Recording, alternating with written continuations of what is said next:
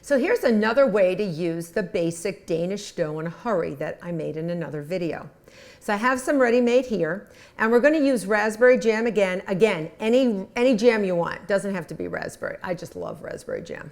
And we're going to roll it out just like we did for our raspberry spiral video, for our raspberry spiral Danish. But this is going to be like a coffee cake, like a raspberry coffee cake. All right, so this is a little variation. So again, lots of flour, lots of flour. I'm going to put flour on the top as well. We're going to try to get to an 18 by 18 inch square. And this dough has been resting in the refrigerator.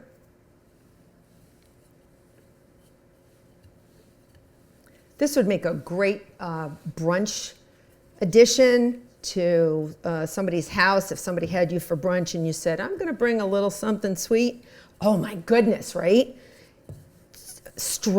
Raspberry or strawberry Danish coffee cake. Homemade Danish, not just store-bought stuff.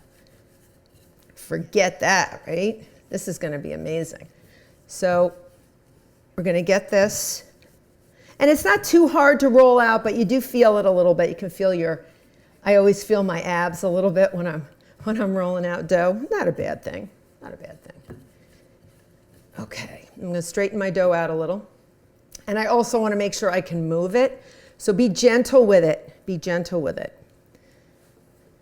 And of course you can see your beautiful cardamom through that dough and some chunks of butter, which is adding to our flakiness ultimately in the oven. And square is the name of the game today. Square is the shape we want. So 18 by 18 square would be about almost the size of this marble slab, but squared out, because this is more of a rectangular shape. And if it's not perfectly square, there's no Danish police that are going to come and, arrest you or anything. Just get it as square and as big as possible. That's what I would recommend. Get a square as large as you can without tearing your dough and without making it too thin. And don't worry about it. You see how it's a little bit uneven there? Don't worry. We're going to roll it up and it will cover up all sins. All right, let's see what we got. We'll get my measuring stick and see. I know we're definitely at 18. We're probably at 20. And we're probably about 17 there, so I almost went to the edge. Let's see if I can get to the edge. All right. And we're there. All right. So we're going to egg wash the entire surface. Egg wash the entire surface. And this is 1 egg and a teaspoon of milk. If you don't want to use milk, you can use water. And this egg wash is going to act as sort of a glue. So our cinnamon sugar and our raspberry jam stick very nicely. And because I'm going to actually be spreading raspberry preserves on here, I'm going to do this first. But I want the egg wash to be insurance. So I make sure that all my fillings stick. And you want to go right to the edge, because once we roll this up, we're going to be shaping it. We want it to be completely stuck to itself so it doesn't open up, inside the oven. So I'm going to take some raspberry jam. And you can make this a thick filling, you can make this a thin filling. So this is probably about half a cup. And I'm going to take an offset spatula. Remember, that's a spatula. It's got that little kink in it, that little bend in it. And I'm just going to spread it as much as I can. And it may slip and slide because of the egg. So it's not going to be thickly raspberry. Don't worry about it. If you want it a little thicker, you can do that. Another thing you could do, you could actually take some warm ganache, not warm, but cooled ganache that's still liquefied, still a liquid, Or you could do mini chocolate chips, raspberry mini chocolate chip Danish. Ooh, that sounds so good. So there's a lot of different things you could do. You could even put some nuts in here, some sliced nuts. Just get as much as you can. Covered. Apricot preserves would be nice here too. Real nice. Okay. Now remember, same filling as our raspberry spiral Danish, but this was half a cup of granulated sugar, a teaspoon of ground cinnamon, and a huge pinch of that cardamom. That cardamom is that spice that's related to the ginger family. It adds sort of a nice warmth and almost a floral tone to the flavor, and it really makes Danish taste like Danish to me. Nothing else tastes like that, and I mean authentic Danish. So you're going to scatter that everywhere, everywhere, everywhere, okay? Except your floor. Just get it all over. All over. I feel like Jackson Pollock, right? Just sort of throwing it all around. And then I can just take my offset and just sort of make sure the sugar goes evenly, as evenly distributed as we can get it. Okay? Now we're going to roll this up. We're going to roll up like you would roll like a tightly rolled towel. We're going to roll it up. If you've ever made like cinnamon rolls, it would be sort of like that. So we're going to roll it.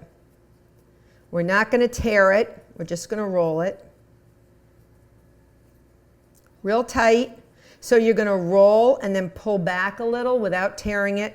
Roll and pull back. Roll and pull back. Just to get as many coils, as many spirals as you can, because that'll give you a lot of layers. And remember, we're trying to show off this beautiful Danish dough. And not just typical Danish dough. This is Danish dough in a hurry. We made this in less than 20 minutes.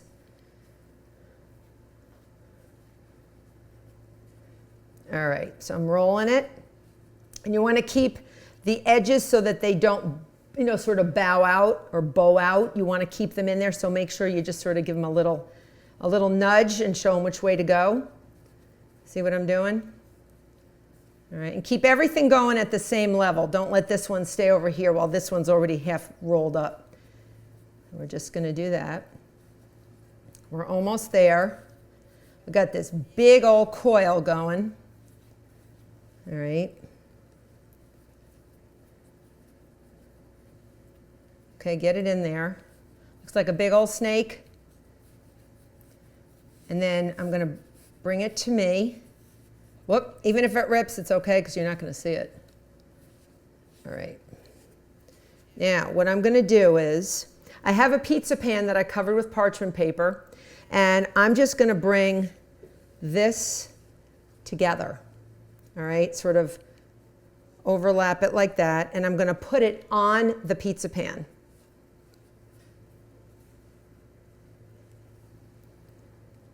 Okay. And we can have a little more egg wash on here, and let's just solidify those together. All right, so that they can actually join forces, and they will bake together. All right, so we just want to get them together. And then I'm going to take my pizza wheel and I'm going to cut, not all the way through. I'm going to cut maybe 3/4 the way through and just roll it. Every inch or so, every inch. See what I'm doing? And right where it's actually joined, I'm going to make that one of the cuts, just so it looks a little more natural. All right. Keep cutting. Don't cut all the way through to the other side. At an inch, inch and a half. Okay, so you can sort of see it looks like a spiraled, almost like a flower. Keep going till you get to the other ones that are done. And at this point, let's just spread them out a little. All right. Spread them out a little. And if you can, turn one up so you can see all the swirls opening up, all the spiral. And see if you can do every other one and sort of flip it up.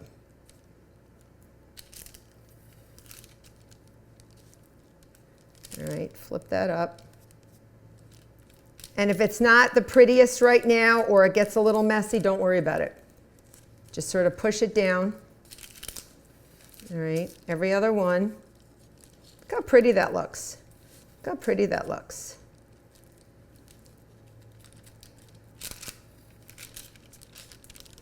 All right.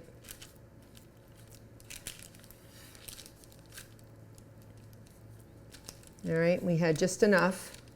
Now, you know what I'm going to do? Remember, this was the end one. I'm going to flip it the other way so I can actually see the spiral. See that?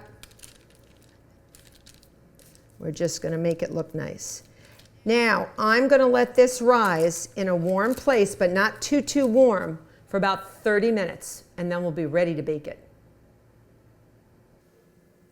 All right, so I made my raspberry Danish coffee cake dough. I let it rise for 30 minutes, and I put it in an oven of 350 degrees for about 20 minutes or so. This was big, and it really rose. Remember, it was circular, almost like a wreath. And then I put the oven up to about 400 degrees and let it get nice and brown. And every 5 minutes or so, I rotated it.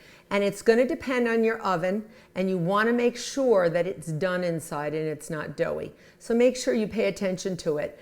But I would say 20 to 25 minutes on 350. Leave it in the oven, raise the oven up to 400. Give it about 10 minutes or so at that temperature. So I love to glaze it. I'm going to make a beautiful confectionery sugar glaze, also known as a simple glaze. So I have 1 cup of confectionery sugar here, or powdered sugar. Same thing. And I'm going to add about a tablespoon to 2 tablespoons of milk. And that's whole milk, but you don't need to use milk if you don't want to. You can use water, you could use juice, you could use anything you wanted, lemon juice, but because it's raspberry, if you like raspberry lemon, you could add lemon juice. That would work out fine. Now you see how thick that is? I can't drizzle anything with that. So I'm going to add a little bit more milk. And you want to do this very, very carefully. If you add too much milk, you're going to end up with a very, very thin, liquidy glaze, and that's not good. And if you don't add enough milk, you're going to end up with what we just got, basically sludge, really too thick. So let's see if we can, the way I really can tell if my glaze is perfect, if I raise up my, look at that, that's perfect. And it falls down on itself and makes like little ribbons. So I'm ready to glaze my beautiful raspberry Danish coffee cake. I'm going to come over and I'm just going to put it on the serving platter that it's on. And I'm just going to put this gorgeous glaze on. Look at that. Doesn't that look gorgeous? And just keep doing as much as you don't have to use it all. You can use this on anything. This glaze is good for anything. Cookies, anything you want. But it's beautiful on Danish. Look how nice that looks. Look how beautiful. All right, and you don't want to do too much. So once you have most of the areas glazed, stop. Use restraint. So I had such a good time showing you another alternative way to use Danish dough in a hurry. And be sure to check out my other videos and my recipes on gailsokol.com.